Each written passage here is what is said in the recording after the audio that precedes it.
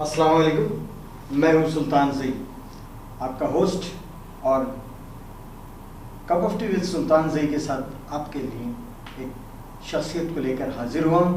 और हम इस प्रोग्राम के ज़रिए कप ऑफ टी विद सुल्तान ज़ई के ज़रिए मुख्तलिफ़ लोगों को आपसे मिलाते रहेंगे, उनसे मुलाकातें आपकी रहेंगी और आप बहुत सारी चीज़ों के बारे में जो है वो जानते रहेंगे और मालूमात हासिल करते रहेंगे। इस वक्त मेरे साथ जो है वो शहर की जानी मानी शख्सियत मौजूद है। यूँ तो ये कंट्रोलर हैं इम्तहानात के हैदराबाद बोर्ड के, लेकिन इसके अलावा इनकी जो शख्सियत है उसका ताल्लुक़ एक बहुत बड़े ख़ानदान से है और एक बहुत बड़ी बड़ी शख्सियात इनके ख़ानदान में से गुजरी हैं, जिसमें से दो शख्सियात है कि ये ख़ुद मसरूर अहमद ज़ई साहब और जो है वो प्रोफेसर अनवार अहमद ज़ई साहब जो है वो एजुकेशन से रिलेटेड रहे हैं, बोर्ड्स और दूसरे मामला से जो है वो रिलेटेड रहे हैं और इनकी तालीम के लिए बड़ी खिदमत हैं। आज हम जो बात करने के लिए जा रहे हैं वो बात है सारी की सारी जश्न आज़ादी की। जश्न आज़ादी पर सारा शहर जो है वो ग्रीनरी की तरफ जा रहा है, हर तरफ झंडियाँ हैं, हर तरफ झंडे हैं, लोग बरक़ी कुमकुमें लगा रहे हैं, परचमकुशाइयाँ हो रही हैं, लोग बहुत इंजॉय कर रहे हैं, बहुत खुश हैं कि जश्न आज़ादी मनाया जा रहा है। गो के मुहर्रम का महीना है, इस वक्त जो है वो बहुत जो गमज़दा सूरत हाल है वो होती है, लेकिन उसके बावजूद क्योंकि जश्न आज़ादी का है लिहाजा आज़ादी के जश्न को भी जो है वो मनाया जा रहा है। मेरे साथ जो है वो अदीब, शायर और बहुत तालीमी याफ्ता शख्सियत जो है वो मसरूर अहमद ज़ई साहब जो है वो मौजूद हैं। मैं मसरूर अहमद ज़ई साहब से जो है वो जानना चाहूँगा, मसरूर अहमद ज़ई साहब जश्न आज़ादी के हवाले से पाकिस्तान से रिलेटेड जो है वो कोई अच्छी बात हमें जो है वो बताएं कि क्या कह रही है। पहले तो सुल्तान साहब आपका बहुत शुक्रिया और आपकी पूरी टीम का शुक्रिया कि आपने मुझे इज़्ज़त अफ़ज़ाई से नवाजा और आपने अपने इस प्रोग्राम में मदऊ फरमाया। कप ऑफ टी विद सुल्तान ज़ई ये एक बहुत अच्छा प्रोग्राम एक लिहाज से है और नाम की बड़ी यूनिक नाम आपने अपने इस प्रोग्राम का रखा है। मैं आपको ये बताता चलूँ कि जिस तरह कहा गया था ना कि बैठ जाते हैं जहाँ छाँव घनी होती है, बैठ जाते हैं जहाँ छाँव घनी होती है, हाय क्या चीज़ गरीबुल वतनी होती है। तो इसको किसी ने इस तरह भी तब्दील किया कि हम फ़कीरों की तबीयत भी गनी होती है, हम फ़कीरों की तबीयत भी गनी होती है, बैठ जाते हैं जहाँ चाय बनी होती है। तो आज आपने अपने यहाँ चाय पर मदऊ फरमाया और जश्न आज़ादी के हवाले से जहाँ तक बात है तो आपने अपनी इब्तदाई गुफ्तगू में जिस तरह फरमाया कि गमज़दा माहौल है, बिल्कुल इसमें शक नहीं कि मुहर्रमुल हराम जो है वो हमारे लिए गमों का सबक है, क़ुरबानियों का सबक है, इसार का सबक है और उसके साथ साथ हुब्बे दीन का भी सबक है। हुब्बे दीन का भी सबक है कि क़त्ल हुसैन असल में मर्ग यज़ीद है, क़त्ल हुसैन असल में मर्ग यज़ीद है, इस्लाम ज़िंदा होता है हर करबला के बाद। तो इस्लाम की आबियारी जो हुई है वो इसी महीने में हुई है और इसको अगर आप मुंसलिक कर लें आज के महीने यानी अगस्त के महीने से मुंसलिक कर ले तो हज़रत इमाम हुसैन ने आज़ादी ही की तो जंग लड़ी थी। जाम शहादत जो नोश किया था वो आज़ादी ही के तो मनसब पर किया था और मकसद के लिए किया था। वो एक आज़ादी तो थी, दीन की आज़ादी, वो आज़ादी थी यज़ीद के हमलों से आज़ादी, यज़ीद की तसल्लुत से आज़ादी, तो वो आज़ादी ही की जंग थी। और आज वो दोनों आज़ादियाँ जो दीन की आज़ादी थी और जो तहज़ीब की आज़ादी थी या जो मुमलिकत की आज़ादी थी, उन दोनों को आज अगर या मुंसलिक कर दिया, मुंज़बित कर दिया, इंज़िमाम कर दिया, मुंज़मिम कर दिया, वो आज तारीख़ का एक अहम मोड़ है कि हम मुहर्रम के महीने में भी हैं और अगस्त के महीने में भी हैं। अगर इसको इस ज़ाविये से देखा जाए तो हज़रत इमाम हुसैन की शहादत आज़ादी की शहादत थी और आज अगस्त के अंदर इस आज़ादी के ऊपर एक मोहर लग गई। गोया कि आज हमने जो आज़ादी हासिल की वो दीन के एतबार से भी, फ़िक्र के एतबार से भी, तदरीस के एतबार से, तहज़ीब के एतबार से, मईशत के एतबार से, मुआशरत के एतबार से, हर ज़ाविये से अगर देखा जाए तो इन दोनों महीनों को हम मुंसलिक करके देखें तो एक अजीब नतीजे के ऊपर हम पहुँचते हैं। आते हैं हम पाकिस्तान की तरफ। पाकिस्तान कुर्बानियों का इनाम है, पाकिस्तान इसार का इनाम है। अपने वतन को, अपनी ज़मीन को, अपनी सरज़मीन को छोड़ देना आसान बात नहीं होती, आजमाइशों की बात होती है। तहरीक पाकिस्तान से लेकर आबादकारी की मंजिल तक इस कौम ने और इन तमाम लोगों ने जिसने हिजरत का कर्ब उठाया और आबादकारी का अज़ाब भी उठाया, اور اس کے بعد اس مملکت کو جو عزت اور وقار سے نوازا وہ خود ایک بہت بڑی تاریخ ہے، بہت بڑی تاریخ ہے۔ آئیے ایک واقعہ سن لیتے ہیں کہ جس طرح آپ نے کہا کہ آزادی کے حوالے سے کوئی ایک واقعہ سنا دیں۔ کتاب کا نام ہے آزادی کے چراغ، مصنف ہیں مشکور احمد یاد۔ مشکور احمد یاد بہت بڑا مصنف کا نام، جو لاہور میں ایک مرتبہ مجھے بھی ان سے ملاقات کا شرف حاصل رہا، اور بہت بڑے شاعر، بہت بڑے مصنف۔ آزادی کے چراغ کتاب بہت چھوٹی سی ہے، اگر کہیں دستیاب ہو جائے تو ضرور پڑھیے گا۔ اس میں ایک واقعہ، اور میں کوشش کروں گا کہ میں انہی کی زبان کے اندر پیش کر سکوں، اگرچہ وہ پڑھی ہوئی کتاب کو ایک عرصہ گزر گیا، لیکن ابھی بھی وہ یادداشت کی الماری میں جگنوؤں کی طرح چمک رہی ہے۔ اور وہ کتاب بھی اور وہ واقعہ ایسا ہے کہ جس کو پڑھ لینے کے بعد آپ کو وطن عزیز سے محبت اور بھی زیادہ ہو جائے گی۔ آزادی کے چراغ میں مشکور احمد یاد لکھتے ہیں کہ بلوائیوں نے حملہ کر دیا اور ہم سب پریشان حال تھے، ادھر سے ادھر دوڑتے پھر رہے تھے۔ بلوائی ہمارے گھر کے قریب ترین آ چکے تھے اور ہم جاہ پناہ کی تلاش میں تھے کہ اس وقت والد صاحب 2 نالی کی بندوق لے کر اوپر سے اترے، اور انہوں نے میرے بڑے بھائی سے کہا کہ لو رقیہ کو مار دو۔ میری چیخ سے نکل گئی اور میں نے سوچا کہ رقیہ کو کیوں مار رہے ہیں؟ رقیہ میری بڑی بہن کا نام تھا اور ہم سب کو بہت عزیز تھیں۔ ماں اپنی جگہ، بڑی بہن اپنی جگہ۔ میں نے اپنی بڑی بہن کو اپنی ماں کے روپ میں ہی دیکھا تھا۔ میں اپنی بڑی بہن سے بہت محبت اور بہت چاہت رکھتا تھا، لیکن جب میرے والد نے میرے بڑے بھائی کے ہاتھ میں 2 نالی کی بندوق تھمائی تو اس وقت کیفیت دیدنی تھی۔ اس سے قبل کہ میں چیختا یا رقیہ باجی چیختیں، رقیہ باجی نے ایک جملہ کہا، بھیا دیر مت کرو، مجھے مار دو، میری عزتوں سے تم لوگوں کی عزتیں محفوظ رہنی چاہیے۔ بلوائی قریب سے قریب تر آ رہے تھے، شور وہ بڑھتا چلا جا رہا تھا اور ہم پر خوف طاری ہوتا چلا جا رہا تھا، اور میں نے دونوں کانوں پر ہاتھ رکھ لیے اور ایک اوٹ کے اندر چھپ گیا کہ نامعلوم اب کیا ہونے والا ہے۔ ایک دھماکہ سا ہوا، بندوق چلی، رقیہ باجی کی آواز آئی، اور رقیہ باجی جو سیڑھیوں سے قریب تھیں اور بھائی سیڑھیوں سے اوپر، نہ بھائی کا ہاتھ لرزا گولی چلاتے ہوئے، نہ بہن نے منت کی کہ مجھے مت مارو۔ یہ عزتوں کا تحفظ تھا، یہ قربانی تھی رقیہ باجی کی، جس نے ہمارے پورے خاندان کی عزت کو بچا لیا۔ ہمارے ابا نے ایک آنسو نہیں بہایا اور رقیہ بہن کو اٹھایا، جو اس وقت کم و بیش اپنی زندگی سے آزاد ہو چکی تھیں۔ ان کو ایک طرف کیا، بلوائی بہت قریب آ چکے تھے، اس وقت انہوں نے ہم لوگوں کو اشارہ کیا کہ ایک طرف سے نکل چلو، اور ہم رقیہ باجی کو شاید کم و بیش تڑپتا ہوا کہ اب مجھے یاد نہیں کہ عمر کی اس ساعت کے اندر میرے پاس یادداشت کا وہ حوالہ نہیں کہ میں دیکھ سکوں یا سوچ سکوں کہ رقیہ باجی تڑپ رہی تھی یا ختم ہو چکی تھی، لیکن ہم آج تک رقیہ باجی کی یاد میں تڑپ رہے ہیں۔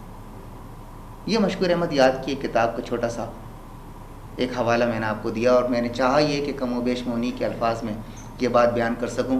اندازہ کیجئے نامعلوم کتنی رقیہ باجی ہوں گی جنہوں نے اپنی عزت کو محفوظ کرنے کے لیے اور اپنے خاندان کی عزت کو محفوظ کرنے کے لیے اپنے آپ کو قربان کر دیا۔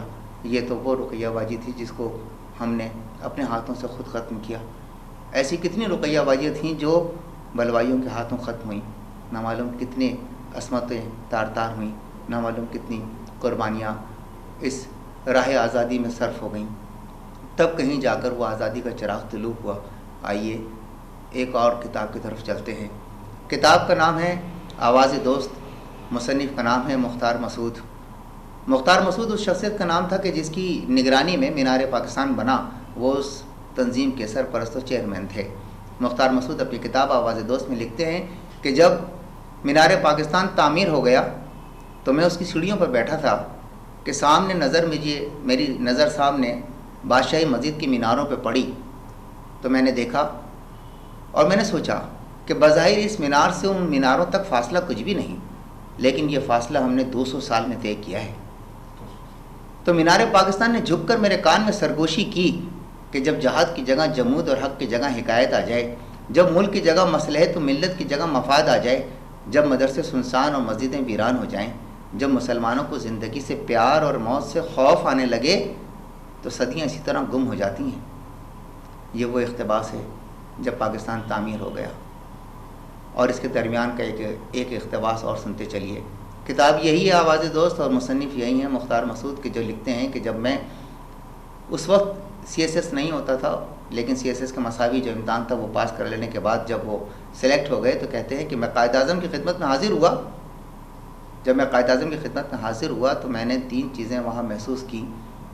قائد اعظم کے اطراف میں جلال و جمال سے آراستہ خاموشی، قائد اعظم کے قدموں میں دبیز اور خوبصورت قالین اور ان کے سر پر چمکتا ہوا خوبصورت فانوس. آج ان کے انتقال کے بعد مدت جب میں ان کے مزار پر حاضری کا شرف حاصل کرنے پہنچا تو میں نے یہ دیکھا کہ ان 3 چیزوں سے قائد کو کتنی محبت تھی. آج بھی قائد کے اطراف میں جلال و جمال سے آراستہ خاموشی، ان کے قدموں میں دبیز قالین اور سر پر خوبصورت فانوس. آئیے جناب، جب پاکستان کی بات چلی ہے تو ایک کتاب کا آخری حوالہ اور مجھ سے لے لیجئے کہ میرے پاس کوئی اور حوالہ تو ہے نہیں. میں شاید کتابوں کے درمیان پلا بڑا ہوں اور پڑھنا میرا شوق رہا، لکھنا میرا ذوق رہا. اگرچہ میں حوالہ بنانے میں تو کامیاب نہیں ہوا، نہ مطالعہ میرا حوالہ ہے، نہ تحریر و تقریر میرا کوئی حوالہ، لیکن پھر بھی سنتے چلیے کہ کتاب کا نام ہے مائی لیڈر اور مصنف ہیں جنرل گل حسن، اور یہ قائد اعظم کے ADC تھے کہ جب قائد اعظم کے وصال کے بعد انہوں نے اس کتاب کو لکھا اور کتاب کا نام ہے مائی لیڈر. وہ لکھتے ہیں کہ اتوار کا دن تھا، قائد اعظم اپنے کام کے اندر مصروف تھے اور کام بھی شاید بہت زیادہ تھا کہ ایک صاحب تشریف لائے اور لانے کے بعد انہوں نے اپنا وزٹنگ کارڈ میرا آگے بڑھایا اور کہا کہ مجھے قائد سے ابھی ملاقات کرنا ہے. جب میں نے وہ کارڈ دیکھا تو میں ایک دم کھڑا ہو گیا اور میں نے سوچا کہ یہ تو بڑی اچھی بات ہے، آج میں ان دونوں کو ساتھ ملتا ہوا دیکھوں گا. وہ وزٹنگ کارڈ لے کے میں قائد اعظم کی خدمت میں حاضر ہوا. قائد اعظم اپنے کاموں میں مصروف تھے. میں تھوڑی دیر ان کے قریب کھڑا رہا. قائد اعظم نے میری طرف نظر اٹھا کے دیکھی اور اشارے سے کام کا پوچھا. میں نے کارڈ آگے بڑھا دیا. قائد اعظم نے اس کارڈ کو پڑھا. اس وقت وہ جو قلم استعمال کر رہے تھے وہ نیلی روشنائی کا تھا. وہ قلم انہوں نے ایک طرف رکھ دیا اور سرخ روشنائی کا قلم اٹھا کر اس وزٹنگ کارڈ کی جو سب لائن تھی یعنی سیکنڈ لائن، اس کے اوپر شدید غصے کے ساتھ اس قلم کو رگڑ دیا اور وہ قلم ان کے آگے اور وہ وزٹنگ کارڈ ان کے آگے پھینکتے ہوئے کہا کہ یہ لے کے جاؤ اور اس سے کہو کہ یہاں سے دفع ہو جائے. گل حسن لکھتے ہیں کہ مجھ پر عجیب کیفیت طاری ہو گئی کہ میں یہ جملہ یا یہ بات ان سے جا کے کیسے کہہ سکتا ہوں. نہیں، ان سے تو یہ بات کہنے جیسی نہیں ہے، لیکن میں باہر نکلا اور اپنے اعصاب پر قابو پاتے ہوئے میں نے جملے بنانے کی کوشش کی اور بہانہ بنانے کی اپنی سی کوشش. میں نے کہا کہ آپ کیا ہے، آپ کے لیے کیا مسئلہ ہے، آپ تو جب چاہیں، جہاں چاہیں، جیسے چاہیں، جس وقت چاہیں قائد اعظم سے مل سکتے ہیں. قائد اعظم اس وقت بہت مصروف ہے. میں تھوڑی سی دیر ان کے قریب کھڑا رہا، لیکن ان کو کام میں منہمک دیکھ کر میں آپ کا کارڈ آگے بڑھانے کی جرت و جسارت نہیں کر سکا. لہٰذا اب آپ بتائیے میرے لیے کیا حکم ہے، کیا مناسب رہے گا کہ میں اب بھی قائد اعظم کو ڈسٹرب کروں؟ تو ان صاحب نے کہا نہیں، ایسی کوئی بات نہیں ہے، میں پھر کسی وقت میں حاضر ہو جاؤں گا یا پھر میں قائد اعظم سے کسی اور جگہ کسی اور وقت میں ملاقات کر لوں گا.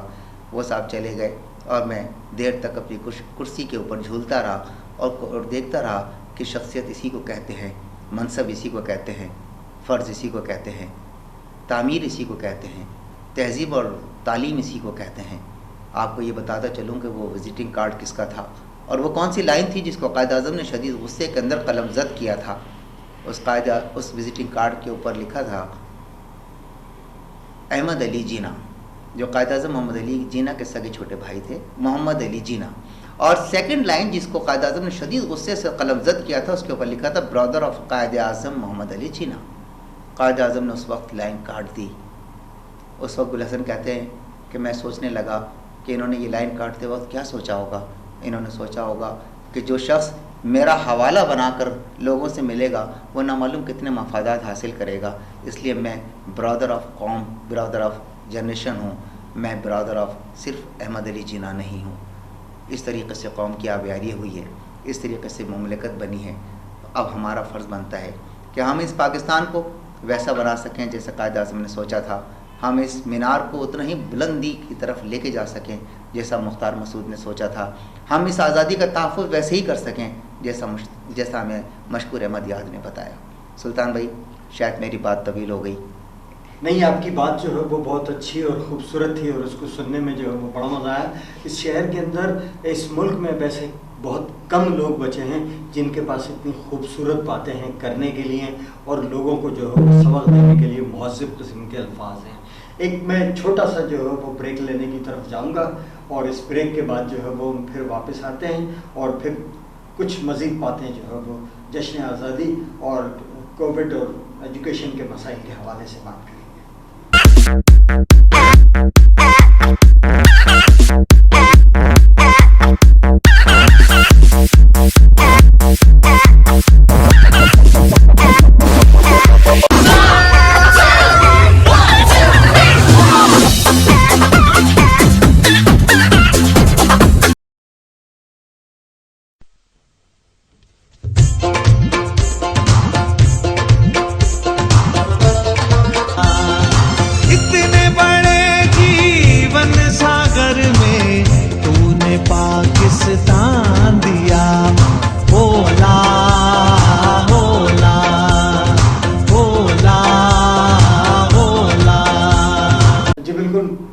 ब्रेक के बाद मैं फिर जो है वो आपकी खिदमत में हाजिर हुआ हूँ। मसूर अहमद ज़ई जो है वो मेरे साथ मौजूद हैं। मसूर अहमद ज़ई साहब से ये पूछना चाहूँगा कि जश्न आज़ादी के इस मौके पर जब जो है वो कोविड ने जो है वो लोगों को परेशान करके रखा हुआ, ख़ासतौर पर एजुकेशन का निज़ाम बुरी तरीके से जो है वो तबाह हो रहा है, तो हमारी जो तरक्की के मनाजिल हैं, हमारी कौम की तरक्की के मनाजिल हैं, उस पर जो है वो कोविड के क्या असरात होंगे और आज के हालात के क्या असर? जी जनाब सुल्तान साहब, आपने बिल्कुल जिसे कहना चाहिए कि हालात हाजरा को मद्देनज़र रखते हुए ये बात कही है और वो बिल्कुल अपनी जगह ठीक है। एक बात मैं ऐसे ही कहता हूँ, इसी वक्त मेरे जहन में ये बात आ गई और शायद आप मेरी बात से इत्तेफाक भी करें, और वो ये कि तालीम बीमारी का इलाज है। तालीम बीमारी का इलाज है, बीमारी तालीम से फ़रार नहीं। बीमारी तालीम से फ़रार का रास्ता नहीं है कि हम बीमारी को देखकर अपनी तालीम से हाथ उठा लें। नहीं, ऐसा नहीं होना चाहिए। हमें जैसे भी हालात हों, जिस तरह के भी हालात हों, उनको मद्देनज़र रखते हुए हमें अपनी मंसूबा साजी से हाथ नहीं उठाना चाहिए। हमें वो काम करने चाहिए जिससे हम अपनी तालीम को बिखरता हुआ देखें तो उसको बचा सकें। इस वक्त की सूरत हाल ये है कि 2020 के अंदर हमने एनुअल एग्ज़ामिनेशन कंडक्ट नहीं करा सके हम, और हमने तमाम कैंडिडेट्स को प्रमोट कर दिया। 2021 में जब हम इम्तहान लेने की पोजीशन में आए तो इस वक्त भी हालात बहुत ख़राब थे, लेकिन हुकूमत ने बाकी बड़ी संजीदगी के साथ बहुत अहम इस मसले को मद्देनज़र रखते हुए अहम फ़ैसले किए और बहुत अच्छा किया कि उन्होंने गवर्नमेंट ने इस मरतबा इम्तहानात कंडक्ट कराए। लेकिन अब आप ये देखें कि चाहे वो 9th का बच्चा हो या मैट्रिक का, चाहे वो फर्स्ट ईयर का हो या इंटर का, इस वक्त वो फ्रेश कैंडिडेट कहलाएगा। फ्रेश कैंडिडेट है, उसको तजर्बा नहीं है इम्तहान देने का। स्कूल्स बंद रहे, कोचिंग सेंटर्स बंद रहे, हर तरीके से बिल्कुल बच्चे जो है वो तालीम से दूर रहे। अब हम अगर ऑनलाइन क्लासेस की तरफ आ जाएं तो ऑनलाइन क्लासेस इसका हल नहीं होती, इसलिए कि जो मजमूई क्लास होती है वो सिर्फ एक तदरीस का अमल नहीं है। बच्चे में कॉन्फिडेंस पैदा होता है, एतमाद पैदा होता है, बच्चे में सवाल करने की सलाहियत पैदा होती है, बच्चे में मजाक करने की कैफियत पैदा होती है, बच्चे में अच्छे बुरे को देखने की तमीज़ पैदा होती है, बच्चे के अंदर मर्दम शनासी पैदा होती है, बच्चे में दूर अंदेशी पैदा होती है, बच्चे में मसला फहमी पैदा होती है, बच्चे में निसाब दोस्ती पैदा होती है, बच्चे में किताब दोस्ती पैदा होती है, बच्चे को पढ़ने का सलीका आता है, सुनने का अंदाज़ कर सकता है, अंदाज़ पैदा करता है। ये तमाम चीज़ें क्लास वर्क से हासिल होती हैं। क्लास वर्क बाकायदा एक सिर्फ पढ़ने और पढ़ाने का अमल नहीं है, बल्कि वो बाकायदा पूरी तरबियत का नाम है। लेकिन हमारे बच्चे उस तरबियत से दूर हो गए क्योंकि क्लास वर्क ख़त्म हो गया। ऑनलाइन क्लासेस के अंदर वो तमाम चीज़ें तो नहीं होती। मैं इसकी मिसाल बिल्कुल आपको ऐसे दूँ, ये जैसे आप SMS के ऊपर आप टेक्स्ट करते हैं, आपने कोई चीज़ टेक्स्ट कर दी, ठीक है, कर दी टेक्स्ट, वो मैसेज एक अलग नौइयत का मैसेज ड्रॉप करेगा। लेकिन अगर आपने वॉइस मैसेज दिया तो उसका तासुर अलग होगा। वो क्यों अलग होगा? इसलिए कि उसमें आवाज़ भी बोलती है, उसमें लहजा भी बोलता है, उसमें एहसास भी बोलता है, उसमें जज्बा भी बोलता है, उसमें तरतीब भी बोलती है, उसमें तंजीम भी बोलती है, उसमें गुस्सा भी झलकता है, उसमें प्यार भी झलकता है। टेक्स्ट में वो चीज़ नहीं होती। टेक्स्ट एक तस्वीर का नाम है और आवाज़ का जो जिसे हम वॉइस मैसेज कहते हैं वो एक फ़िल्म का नाम है। तो इसी तरीके से जो ऑनलाइन क्लासेस होती हैं वो एक तस्वीर है, लेकिन जो रेगुलर क्लासेस होती हैं, जो एक्चुअल क्लासेस होती हैं, जो फिज़िकल क्लासेस होती हैं, वो क्लासेस जो हैं वो बाकायदा एक फ़िल्म होती है और वही इंसान की तरबियत साजी और जहन साजी और रुझान साजी में कलीदी किरदार अदा करती है। हमने इस वक्त कोविड के सिलसिले के अंदर बड़ा नुकसान उठाया है। हमने अभी जिस वक्त इम्तहान कंडक्ट कराया, आज 9वीं क्लास का आखिरी इम्तहान था और आखिरी इम्तहान से फारिग होते के साथ ही मैं आपके इस प्रोग्राम में आ गया हूँ। तो जब हमने 9 डिस्ट्रिक्ट के अंदर ये इम्तहानात हमने मुनक़िद करवाए, तकरीबन 64,000 से ज़्यादा तलबा और तालिबात ने इसमें शिरकत की और 284 हमने इम्तहानी मराकिज़ कायम किए। 17 विजिलेंस कमेटीज़ हमारी थी। लेकिन हमने ये देखा कि 64,000 बच्चों को हमने बोर्ड की तरफ से यहाँ से 4 दिन का इम्तहान था, तो हर बच्चे को 4 मास्क हमने फराहम किए, तमाम 64,000 बच्चों को। और उसके अलावा हमने हर बच्चे को एक सैनिटाइजर फराहम किया कि वो अपने साथ लेकर आएंगे 4 दिन तक। हर सेंटर को हमने टेम्परेचर गन फराहम की कि अपने बच्चे को हम ज़रा देख सके। ये हैं वो मंसूबे जिसको मद्देनज़र रखते हुए या जिसको फॉलो करते हुए, जिस पर अमल करते हुए हम अपने तदरीस के निज़ाम को बचा सकते हैं, हम अपने एग्जामिनेशन के निज़ाम को, सिस्टम को बचा सकते हैं। हमें इसी तरफ तवज्जो देनी चाहिए कि कोविड अपनी जगह, बीमारी अपनी जगह है, वबा की सूरत में फैल गई है, लेकिन इससे हम खौफजदा होकर घरों में बैठकर अपनी तदरीसी निज़ाम को सबूताश कर दें, वो शायद मुनासिब नहीं होगा। और शायद गवर्नमेंट भी अब इसी तरफ तवज्जो दे रही है कि हम अपने किसी तरीके से अपने सिस्टम ऑफ एजुकेशन को सपोर्ट करें और बचा सकें। तो ये अच्छा है कि आपने इस तरफ तवज्जो दी और इस तरफ देखा, और आइंदा साल जो है वो इंशाल्लाह हम अच्छी पोजीशन के अंदर होंगे, बहुत अच्छी पोजीशन में होंगे। हमें दुआ भी करनी चाहिए, एहतियात बहुत ज़रूरी है। ये ऐसा तो नहीं है ना कि हम लोग आपस में एक दूसरे से मजाक कर रहे हैं कि कोविड कोई चीज़ नहीं है, ऐसा नहीं है। इस तरह नहीं चलें कि कोविड कोई चीज़ नहीं है और हम उसके अंदर बेकायदगियों के अंदर इतना आगे बढ़ जाएं कि हमें अंदाज़े नहीं हो कि हयात और ममात में क्या फ़र्क है। तो हयात और ममात के फ़र्क को तो मद्देनज़र रखना होगा और ये जानना होगा कि भाई बीमारी अपनी जगह है, वबाई सूरत इख्तियार कर गई है। हमें चाहिए कि हम वो तमाम एहतियाती तदाबीर इख्तियार करें जिसके तहत हम अपनी सेहत को तहफ़्फ़ुज़ फराहम कर सकें और उसके साथ साथ इस बीमारी पर काबू पाने की कोशिश भी करें। अपने बच्चों को हम अपनी तदरीस से दूर ना करें। और एक बात और मैं आपको बताऊं कि देखें, हमारे यहाँ वो शायद सिस्टम ख़त्म हो गया है ना। एक माँ अपने 7 बच्चों को लेकर, अपने 7 बच्चों को लेकर बैठती थी। मैं ये नहीं कह रहा 7 बच्चों को नहीं, विद अपने 7 बच्चों को लेकर जब वो बैठा करती थी, तो अगर सर्दियों के दिन होते थे तो पटरे के ऊपर माँ बैठी हुई है और ईंटों पे बच्चे बैठे हुए हैं, और फिर वो तहरीक आज़ादी का किस्सा सुना रही हैं, या दादी जो है वो छालियाँ काट रही हैं, पान लगा रही हैं, बच्चे उनके करीब बैठे हुए हैं या पाँव दबा रहे हैं, या साहब उनकी सौंफ के दाने बीन रहे हैं, और दादी जो है वो फिर तहरीक आज़ादी के किस्से सुना रही हैं और तहरीक आज़ादी की बातें बता रही हैं। कुछ बच्चे हंस के कुछ मजाक उड़ा रहे हैं और कुछ बच्चे नमदीदा होकर उसको सुन रहे हैं। वो कहानियाँ उनके जहनों में सख्त हो जाती थीं और वो कहानियाँ अपना असर रखती थीं, और उस कहानियों से हम हकीकतों का तासुर कर सकते थे या तनाजुर में देखा करते थे। वो कहानियाँ होती थीं और हकीकत कहानियाँ ही थी, यानी हकीकत थी वो, लेकिन हम कहानी की सूरत में सुन रहे होते थे उसे। लेकिन उसके साथ साथ जो हमें जज्बात उभरते थे वो हमारे मुमलिकत से, हमारे मुल्क से मोहब्बत का बुनियाद और समर होते थे, उससे हमें मिलती थी उसकी मोहब्बत। हमारा वो राब्ता मुनक़ता हो गया।